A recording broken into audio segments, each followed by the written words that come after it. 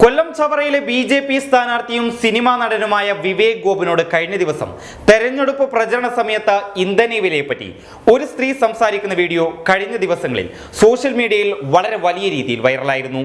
സമാനമായ മറ്റൊരു അവസ്ഥ നേരിട്ടിരിക്കുകയാണ് ആലപ്പുഴയിലെ ബി.ജെ.പി. സ്ഥാനാർത്ഥിയായ സന്ദീപ് വചസ്പതിക്ക്.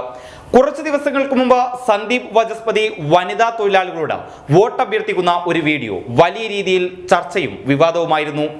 കേരളത്തിലെ പെൺകുട്ടികളെ മുസ്ലിം യുവാക്കൾ പ്രേമിച്ച് സിറിയയിൽ കൊണ്ടുപോവുകയാണെന്നും അവിടെ അവരെ ലൈംഗികമായി ഉപയോഗിച്ച തീവ്രവാദികളുടെ എണ്ണം കൂട്ടുകയാണെന്നും സന്ദീപ് വചസ്പതി പറയുന്ന വീഡിയോയാണ് വലിയ രീതിയിൽ ചർച്ചയായത്.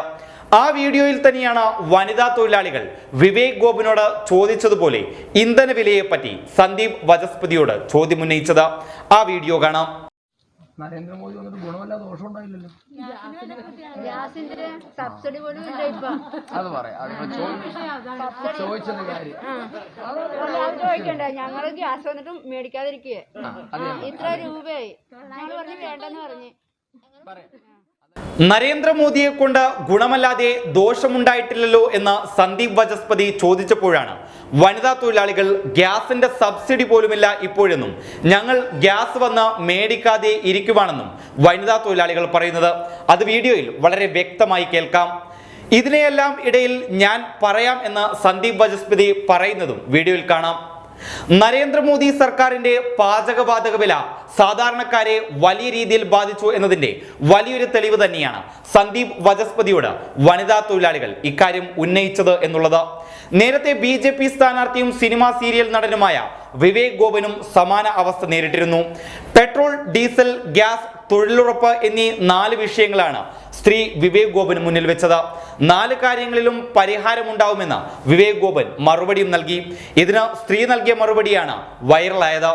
ഉണ്ടാവണം. നമ്മുടെ മോദിയച്ഛൻ പറഞ്ഞത് പെട്രോൾ വില 50 രൂപയാക്കുമെന്നാണ്, പക്ഷേ ഇപ്പോൾ 100 രൂപയാണ്. ഇങ്ങനെയാണ് ആ സ്ത്രീ പറഞ്ഞത്. ഇത് കേട്ട് ചുറ്റുമുള്ള സ്ത്രീകൾ പൊട്ടിച്ചിരിക്കുന്നതും വീഡിയോയിൽ കാണാം. ഏതായാലും നരേന്ദ്രമോദിയുടെ പെട്രോൾ, ഡീസൽ, പാചകവാത വില വർധനവ് സാധാരണക്കാരനെ വലിയ രീതിയിൽ ബാധിച്ചു എന്നതിന്റെ തെളിവുകൾ തന്നെയാണ് വിവേക് ഗോപനും സന്ദീപ് വചസ്പതിക്കും നേരിട്ട അനുഭവം. സാധാരണക്കാർ ഇത് വലിയൊരു വിഷയമാക്കി അത് ബി.ജെ.പി. സ്ഥാനാർത്ഥികളുടെ മുഖത്ത് നോക്കി ചോദിക്കുന്നു എന്നുള്ളതാണ് ഏറ്റവും ശ്രദ്ധേയകരമായ മറ്റൊരു കാര്യം. News desk public Kerala. Narendra Modi വന്നിട്ട് ഗുണമല്ല ദോഷം ഉണ്ടായില്ലല്ലോ. ഗ്യാസിന്റെ സബ്സിഡി പോലും ഇല്ല ഇപ്പൊ.